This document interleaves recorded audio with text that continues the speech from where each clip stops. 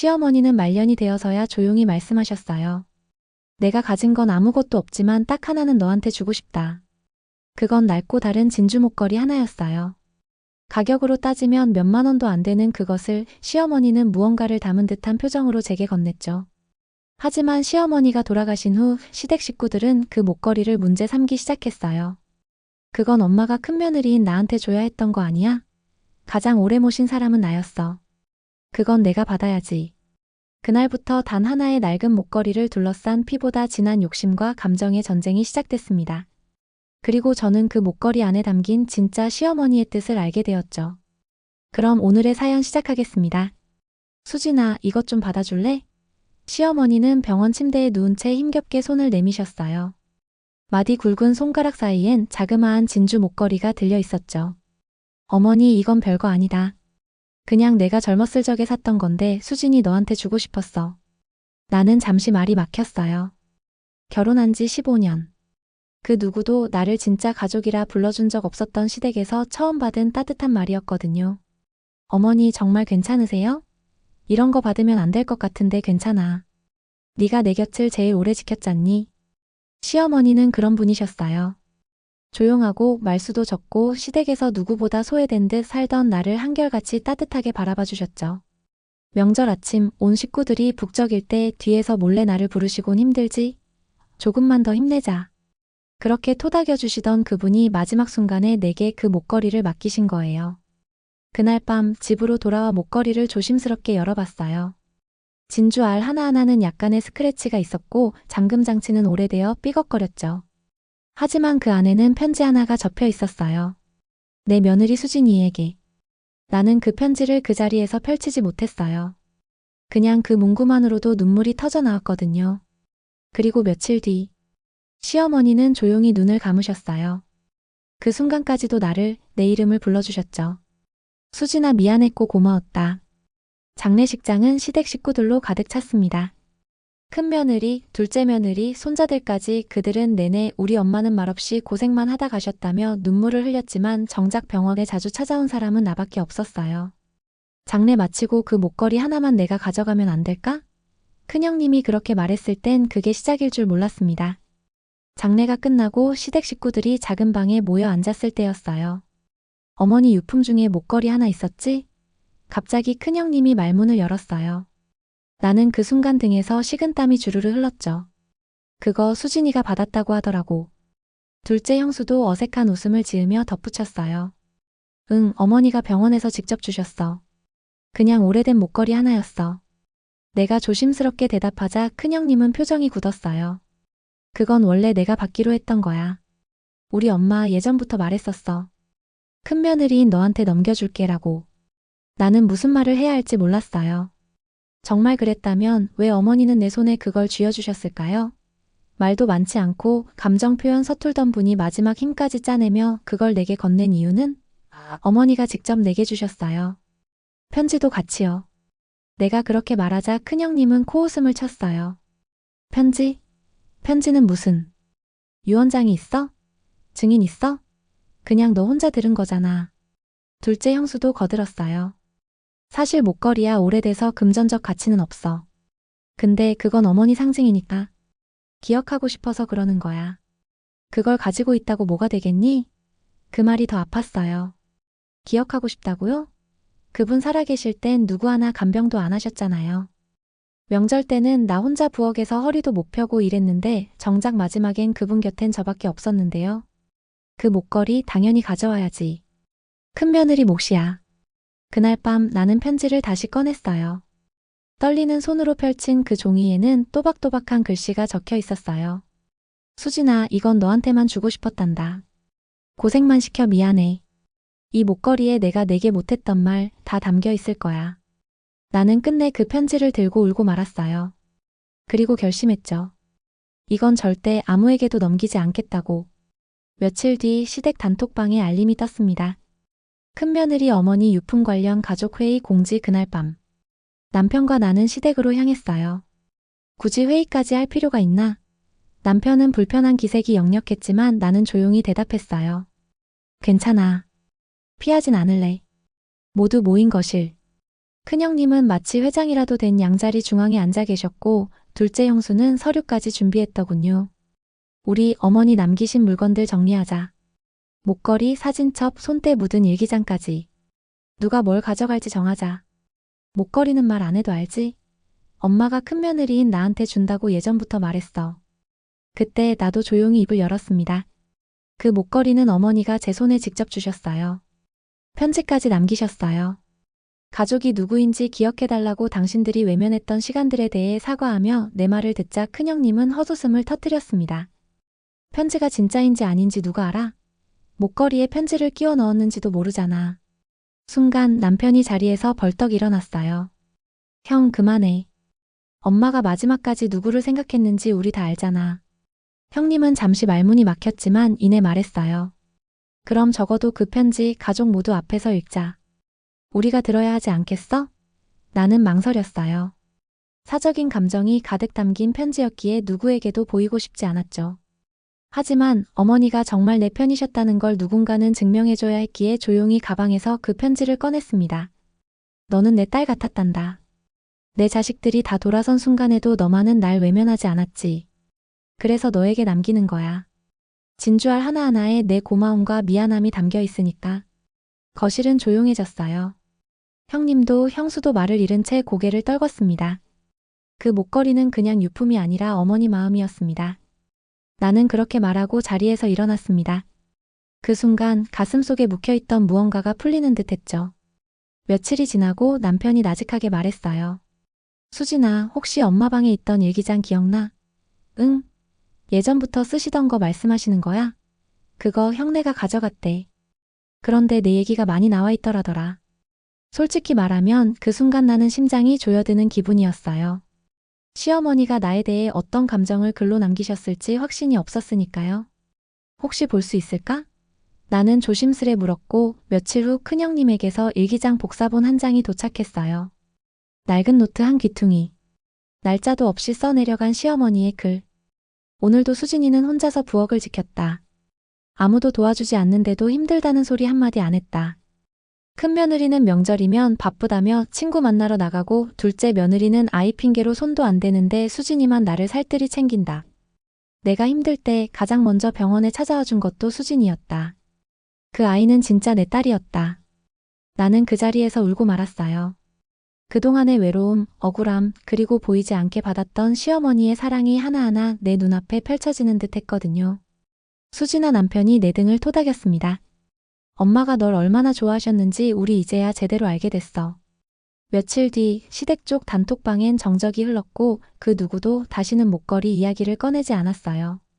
다들 알고 있었던 거죠. 시어머니가 진짜 가족으로 여기신 사람은 누구였는지. 그리고 나는 편지를 다시 접어 진주 목걸이와 함께 조그만 상자에 넣었어요. 아무리 시간이 흘러도 그 유일한 진심만은 잊지 않기 위해서요. 그날 밤 남편이 거실 한 구석에서 오래된 보관함 하나를 꺼내왔어요. 수진아, 이거 엄마가 생전에 항상 버리지 말라고 하시던 거야. 우리 몰래 뭔가 넣어두셨던 것 같아. 상자는 묵직했어요. 겉엔 먼지가 소복이 쌓여 있었고 열쇠 구멍은 사가 있었지만 마치 지금 열어보라는 듯 가볍게 딸깍 소리를 내며 열렸습니다. 안에는 몇 장의 사진과 함께 작은 메모지 그리고 병원 영수증들. 그중 눈에 띈 건 고려대 병원 종양내과 진료 내역서였습니다. 이게 뭐야? 엄마 암이셨던 거야? 남편은 손에 든 서류를 덜덜 떨며 바라봤고 나는 아무 말도 할 수 없었어요. 메모지엔 이런 글귀가 적혀 있었어요. 수진이한테 말하지 말자. 쓸데없이 걱정할 테니까. 그 애한텐 언제까지나 건강한 모습만 남기고 싶다. 그럼 그동안 아무한테도 말 안 하신 거야? 우리한테도? 남편의 목소리는 점점 갈라졌고 나는 조용히 고개를 끄덕였어요. 내가 병실에서 느꼈던 거 그게 다였구나. 시어머니는 누구보다 강한 분이셨어요. 고통을 견디며 자식들 앞에선 끝까지 의연했던 분. 그 고통을 다 안고도 마지막까지 나를 걱정하셨던 분. 사진엔 시어머니와 내가 함께 웃고 있는 모습이 있었어요. 그 사진 뒷면엔 연필로 꾹꾹 눌러 쓴 글씨. 내 인생의 가장 큰 행운 수진이. 나는 그제서야 어머니가 남긴 마지막 말의 무게를 알 수 있었어요. 목걸이도 편지도 일기장도 그리고 이 상자도. 전부 나라는 사람을 인정하고 사랑했던 흔적이었던 거죠. 나는 그 상자를 내 방 책장 위에 올려두었어요. 매일 아침 눈 뜰 때마다 그분의 존재를 잊지 않기 위해서. 오후 2시쯤이었어요. 모처럼 잠시 눈을 붙이던 중 휴대폰이 울렸습니다. 큰형수님? 평소라면 메시지 한 줄 없이 지나가던 사람이 갑작스레 전화라니 불길한 예감부터 들었죠. 수진아, 시간 괜찮니? 예의 없는 말투는 아니었지만 어딘가 계산된 톤이었어요. 네, 무슨 일이신가요? 우리 잠깐 볼 수 있을까? 너한텐 미안한 얘기도 있고 어머님 일기도 그렇고 잠시 망설였지만 나는 조용히 대답했어요. 네. 만나요. 근처 카페에서 만난 큰형수는 예전보다 수척한 모습이었어요. 생각 많이 해봤어. 내가 그동안 수진이한테 너무 이기적이었더라. 그 말 한마디에 어디서부터 감정을 꺼내야 할지 몰랐어요. 그때는 그저 큰며느리라는 책임감에 뭔가 놓치고 있었던 것 같아. 나는 조용히 커피잔을 내려놓았어요. 그래도 어머니 살아계실 때 조금만 다르게 대하셨어도 이런 오해는 없었을 텐데요. 형수는 쓴웃음을 지었어요. 그치, 그래서 이제라도 제대로 하고 싶어서 그래. 뭐가요? 어머니 유품들 정리해서 가족이 돌아가며 간직하자. 목걸이는 네가 갖고. 대신 일기장은 나도 복사본 갖고 싶어. 순간 나는 의심부터 들었어요. 정말 마음을 바꾼 걸까? 아니면 뭔가를 확인하고 싶어서일까? 하지만 시어머니의 편지와 상자 그리고 사진을 되짚어 보며 나는 담담하게 말했어요. 형수님, 저는 지금껏 그걸 누구와 나눌 수 있다고 생각한 적 없어요. 형수의 얼굴이 살짝 굳었습니다. 아니, 그냥 복사본이라도 그건 어머니의 마음이에요. 유품이 아니라 유서였고 저에게 남기신 마지막 말씀이었어요. 저는 그걸 지켜야 해요. 침묵이 흘렀어요. 그 순간 나는 시어머니의 무게를 진짜 이해하게 된 것 같았어요. 말보다 깊은 감정은 기억 속에 남기고 더 이상 입으로 꺼내지 않아도 된다는 걸요. 며칠 뒤 또 다른 전화가 걸려왔습니다. 이번엔 둘째 형수. 수진 씨, 잠깐만 시간 좀 괜찮을까요? 정말 이상한 일이 생겨서요. 뭔가 심상치 않았어요. 큰 형수 다음엔 작은 형수라니. 그들도 뭔가 들춰내기 시작한 걸까? 남편과 함께 시댁으로 가니 둘째 형수가 커다란 상자를 꺼내놓고 영수증 뭉치를 쥐고 있더군요. 이게 어머니 방 청소하다가 나온 건데요. 통장하고 예금 증서도 있었어요. 예금 증서요? 그런데 수진 씨 이름이 적혀 있어요. 순간 거실에 정적이 흘렀어요. 남편이 먼저 통장을 들여다봤고 나는 숨이 막힐 것 같았어요. 이게 무슨 계좌 명의자 김수진 개설일 6년 전 입금 내역 매월 100만 원씩 정기 입금 잔액 7,200만 원, 이건 엄마가 내 명의로 만든 거야. 남편이 믿기지 않는다는 듯 말했다. 나도 처음 봐. 나 몰랐어. 그 옆에서 둘째 형수는 무언가 억울하다는 듯 말을 이었어요. 우린 왜 이런 얘기를 못 들었을까요? 어머님께 받은 건 우리도 없었는데 그 말에 나는 말문이 막혔습니다. 나는 이 통장의 존재도 몰랐으니까요. 그저 시어머니가 마지막까지 나를 딸처럼 여겼다는 걸 이젠 부정할 수 없었을 뿐. 그날 밤 남편은 조용히 제안했어요. 수진아, 이건 엄마가 내게 남긴 진짜 마지막 선물 같아. 그 마음 우리가 그대로 간직하자. 나는 고개를 끄덕였어요. 그 통장은 지금껏 내가 했던 모든 노력과 사랑에 대한 어머니의 답장이었던 거니까. 그리고 나는 그 통장을 따로 봉인해 두기로 했어요. 어머니의 이름으로 무언가 의미 있는 곳에 쓰겠다고 다짐하면서요. 내가 받은 건 돈이 아니라 시간과 마음의 증명이었으니까요. 수진아, 엄마 유언장이 나왔대. 남편의 목소리는 무거웠습니다. 그동안 없던 일이라고만 생각했던 유언장이 갑자기 등장했다는 거예요. 그건 둘째 큰아버지 집의 옛 금고에서 서류를 정리하던 중 나왔다고 했어요. 며칠 후 시댁 식구들은 한자리에 모였습니다. 법률 대리인과 함께 시어머니의 유언장이 낭독되었죠. 내 전 재산은 내 이름으로 남긴 통장과 보석함, 보험금 일부를 제외하고 자식들에게 균등하게 나눈다. 다만 내가 살아있는 동안 가장 많이 나를 보살펴준 며느리 수진에게 진심을 담아 진주 목걸이와 김수진 명의의 통장 그리고 내 일기장을 남긴다. 이 세 가지는 누구도 이의를 제기하지 마라. 순간 방 안의 온도가 뚝 떨어졌습니다. 큰 형수는 입술을 질끈 깨물고 있었고 작은 형수는 고개를 숙였습니다. 아무도 말을 하지 않았지만 그 침묵 속엔 수많은 감정이 뒤엉켜 있었죠. 어머님이 마지막까지 수진이만 편애하셨네. 편애요? 처음으로 내가 입을 열었습니다. 당신들은 시어머니한테 받은 적 있어요? 아플 때 병원 데려다 드린 적 있어요? 차례든 제사든 제 손에 다 맡겨놓고 이제 와서 그게 편해라고요? 내 말에 모두가 침묵했습니다. 이제는 정의나 공평함의 문제가 아니었어요. 사람을 대하는 태도, 사랑을 주는 방식, 그리고 그것을 받아주는 진심의 문제였죠. 남편은 내 손을 꼭 잡았고 나는 시어머니의 유언장을 조심스럽게 접었습니다. 이제야 정말 어머니를 보낼 준비가 된 것 같았어요. 그리고 그 진심을 증명할 마지막 순간은 곧 다가오고 있었죠. 장례식장엔 많은 사람들이 조문을 왔습니다. 어머니의 인품을 기억하는 이들, 동네에서 함께했던 이웃들, 심지어 몇십 년 전 직장 동료까지도요.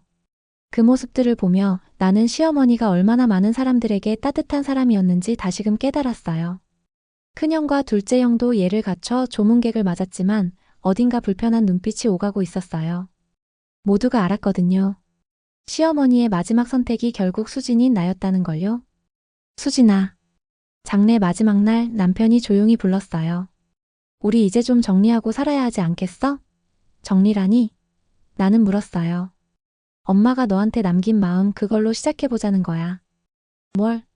엄마처럼 따뜻하게 도움 필요한 사람들한테. 그동안 우리가 받은 만큼 누구한테라도 베풀 수 있지 않을까? 처음엔 믿기지 않았어요. 평소엔 감정 표현도 서툴렀던 사람이 그런 말을 꺼낼 줄이야. 하지만 나는 그 말에 고개를 끄덕였어요. 어머니가 남긴 통장 우리가 가질 자격 이제서야 생긴 것 같아. 그날 밤 우리는 상자 속 사진들을 한 장 한 장 꺼내 정리했어요. 웃고 있던 시어머니 함께 꽃밭을 걸었던 날, 작은 케이크 하나에 촛불을 불며 웃던 얼굴. 그 모든 장면이 이제는 선명하게 남아 우리의 마음을 채워주고 있었죠. 그리고 장례가 끝난 후 일주일째 되던 날, 남편이 통장 잔액 중 일부를 정리해 김영희 어르신 지원재단에 기부하겠다고 했습니다. 그 이름은 시어머니의 본명이었어요. 나는 이제야 진짜 이 모든 여정을 마음속에서 안아줄 수 있었어요. 시어머니의 무게, 시댁에서의 수많은 갈등, 그리고 나라는 며느리로 살아낸 지난 날들. 그 모든 것의 끝에 따뜻한 용서와 사랑이 남아 있었다는 것. 장례식이 끝나고 집안은 조용했습니다. 그 조용함이 왠지 더 낯설고 먹먹하게 느껴졌어요. 시어머니가 머물던 방 그곳에 앉아 천천히 일기장을 넘겼습니다. 오늘 수진이가 된장찌개를 끓여줬다. 내 입맛엔 딱이었는데 정작 본인은 부족하다고 말하더라. 이렇게 착한 아이를 내가 조금만 더 일찍 품었으면 좋았을 것을. 눈물이 났어요. 가끔은 그 사람의 진심이 나중에서야 전해지기도 한다는 걸 이제서야 받아들이게 되었어요. 며칠 후 우리는 조촐하게 어머니의 유품을 나누었습니다. 보석함은 큰며느리가, 책장은 둘째 며느리가 가져갔고 나는 마지막까지 그 목걸이 하나만 조심스럽게 들고 나왔습니다. 그리고 어머니와 함께 가던 그 길. 마지막으로 같이 갔던 산책길에 혼자 천천히 걸어갔어요. 목에 목걸이를 걸고 나는 나지막이 말했어요. 어머니, 저 이제 진짜 어른이 된 것 같아요. 가끔 서러웠고 억울한 일도 있었지만 그래도 어머니 덕에 여기까지 왔어요. 살랑이는 바람 속에 어머니의 목소리가 들리는 것 같았어요. 수진아, 잘했다, 참 잘했다. 그날 이후 나는 더는 시어머니를 원망하지 않기로 했어요. 그저 그분의 사랑 방식이 너무 서툴렀다는 것만 기억하기로요. 그리고 나도 언젠가 누군가의 며느리, 누군가의 어머니가 되었을 때 그 기억들을 조용히 따뜻하게 꺼내어 흉이 아닌 흉터로 남겨주기로요. 이렇게 나는 한 계절을 지나 조금 더 단단해진 사람이 되었습니다. 어머니, 이제야 말해요. 저 괜찮아요. 정말 괜찮아요. 그러니 편히 쉬세요. 시청해주신 여러분 진심으로 감사합니다. 이 이야기가 마음에 와닿으셨다면 구독과 좋아요 한 번씩 그리고 댓글로 응원해주세요. 여러분의 응원은 더 좋은 이야기로 돌아옵니다. 지금까지 미소 한 줌 이야기였습니다. 감사합니다.